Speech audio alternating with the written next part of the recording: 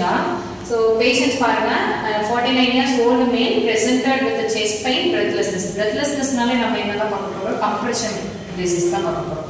கம்ப்ரெஷனாலே so lung சைட்ல compression இருக்கா இல்லை ஹார்ட் சைட்ல என்ன கம்ப்ரெஷன் இருக்குன்னு சொல்லி பார்க்கலாம். ஒன்று வேல்வார் ஹார்ட் டிசீஸா இருக்கலாம், இல்லை another thing ventricular dysfunction, systolic dysfunction, அடுத்து பெரிகார்டியல் டிசீஸ் இருக்கான்னு சொல்லி செக் பண்ணணும். ஸோ இவங்க வந்து இனிஷியலி டயக்னோஸ் வந்து பெரிகார்டைட்டிஸ். பெரிகார்டைட்டிஸ் என்னன்னா இன்ஃப்ளமேஷன் ஆகும் covering layerல pericardial layerல ஒரு inflammation நோட் பண்றோம். He later returned with the worsening condition symptoms. என்ன critical condition symptoms அதிகமா இருக்கு, conditions ரொம்ப மோசமா தான் இருக்கு. என்ன சொல்லி பார்க்கறோம்? breathlessness இருக்கனால தான் அதை நம்ம நோட் பண்ணணும். So echo revealed as a large pericardial effusion. large pericardial effusion நம்ம நோட் பண்ணிருக்காங்க. So patients க்கு என்னென்ன conditions இருக்குன்னா breathlessness இருக்கு, chest pain இருக்கு, and again நம்ம நோட் பண்ணோம்னா pericardial edema present ஆயிருக்கும். then pericarditis நோட் பண்ணிருக்காங்க. அப்போ perfusion அப்படிங்கற லெவல் பாத்தீங்கன்னா டிக்ரீஸ்டா தான் இருக்கும். அப்போ chest pain present ஆயிருக்கும். கரெக்ட்டா?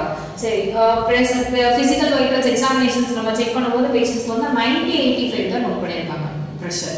and again hypotension தான் இருக்காங்க பேஷண்ட்ஸ். வால்யூம் அந்த அளவுக்கு வெளியே எக்ஸிட் ஆகல.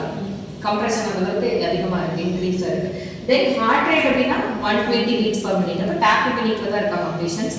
and respiratory rate 20 beats per minute because increased tachypnea அப்படினா respiration increased ஆக இருக்கும். then visible peripheral edema in lower extremities. peripheral edema என்னன்னா நம்மளோட fluid accumulation. ஏனா ப்ராப்பரான மெட்டபாலிசம் அங்க நடக்கல. ஓகே, கம்ப்ரஷன் வால்யூமும் வெளியே எக்ஸிட் ஆகறதுனால ப்ராப்பர் மெட்டபாலிசம் இல்ல. சோ pericardial edema நோட் பண்ணிருக்காங்க. extremities and low peripheral edema in lower extremities, which means what? pericardial edema. ஓகேடா? then fingersலயும் இருக்க சான்சஸ் இருக்கு. knee fingersல இருக்க சான்சஸ் இருக்கு. and pericardial edema இருக்கக்கூடிய கண்டிஷன்ஸ்ல lower extremitiesல நம்ம வந்து பிரஷர் பல்ஸ் செக் பண்ணோம்னா லோவா இருக்கும். ஏன்னா coefficient ஆல்வேஸ் இருக்கு, வீக்கா இருக்கு, லோவா இருக்கு. then lab test பாருங்க, creatinine and elevated இருக்கு. மெட்டபாலிசம் ப்ராப்பரா இல்லாதனால creatinine also get elevated.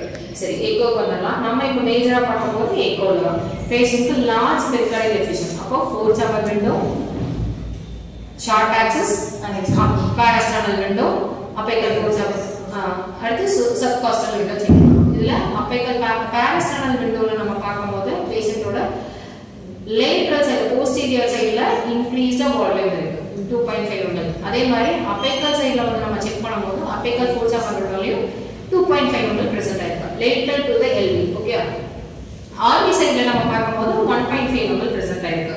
அப்ப இதோட கன்க்ளூஷன் என்ன? large pericardial effusion. 2 அப்படிங்கும்போது நமக்கு என்னன்னா maximum size reach ஆயிடுச்சு. அப்ப வால்யூம் இன்க்ரீஸ் ஆக இருக்கு. ஸ்ட்ராண்ட்ஸ் ஏதாவது பிரசன்ட் ஆயிருக்கான்னு சொல்லி நம்ம செக் பண்ணும்போது ஸ்ட்ராண்ட்ஸ் எதுவும் இல்ல. சோ பாக்டீரியல் இன்ஃபெக்ஷன் நமக்கு இது மென்ஷன் ஆகல, பட் பெரிகார்டைட்டிஸ் பிரசன்ட் ஆயிருக்கு.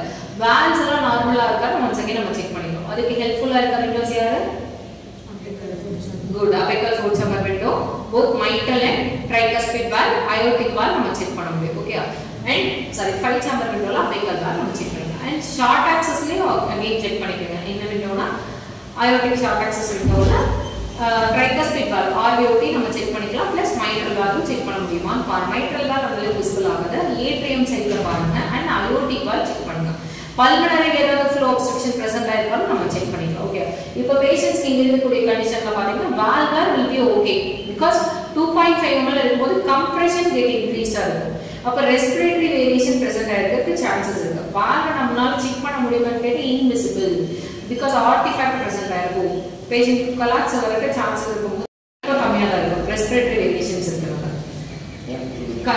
once inspiration expiration வரும்போது எல்லாமே நமக்கு எப்படி இருக்கும்னா டாக்டர்ல பாருங்க inspiratory variations present ஆயிருக்கும். ஓகே, மஸ்ட் நோட் பண்ணிக்கோங்க.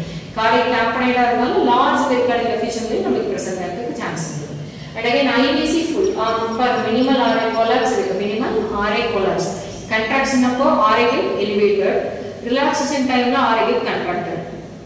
so RA collapse எதனாலனா fluid overload accumulate ஆயிருக்காங்க RA side. Okay, and IVC full means no contraction. அங்க ஒரு 50% of contraction present ஆயிருந்தா கூட ஓகே, fluid உள்ளே போகல, ஃபுல்லா இருக்கு. diameter பாருங்க 2.0 cm.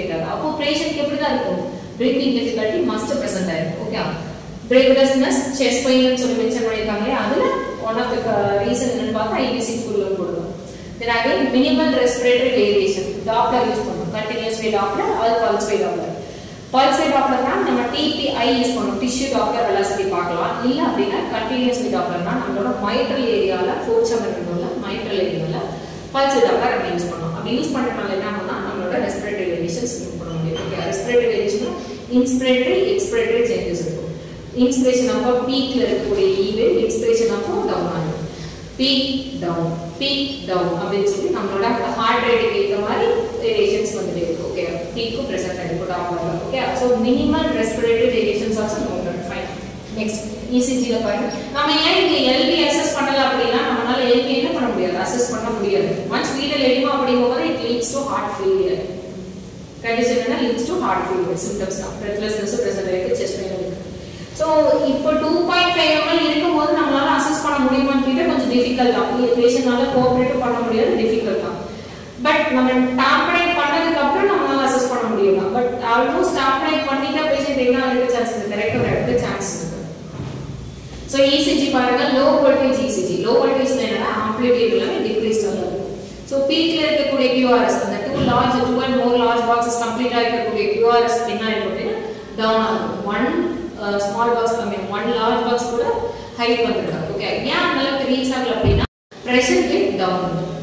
கம்ப்ரெஷனோட பிரஷர் எல்வியோட கம்ப்ரெஷர் இன்க்ரீஸா இருக்கனால எல்வி சரியில்லை, கம்ப்ரெஷன் அதிகமாகும். அப்போ எல்வியோட பிரஷர் என்ன ஆகும், டவுன் ஆக ஆரம்பிக்கும். அந்த அளவுக்கான புஷிங் கொடுக்க முடியாது, ஆம்ப்ளிட்யூட் ரீச் ஆகிறதுக்கு சான்சஸ் இல்லை. So low voltage ECG noted.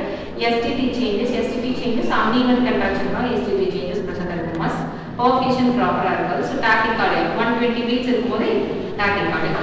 Then again இந்த கண்டிஷனுக்கு நம்ம என்ன சான்ஸ், என்ன மேனேஜ்மெண்ட் இருக்கலாம் அப்படின்னா என்ன மேனேஜ்மெண்ட் தான் பாருங்க. பெரிகார்டியோ சென்டசிஸ் மேஜர் யாரு, பெரிகார்டியோ சென்டசிஸ். ஆர்மி சைட்ல நமக்கு 2.5 ml பிரசன்ட் ஆயிருந்தாலே நம்ம அதை என்ன கன்சிடர் பண்ணிக்கலாம்.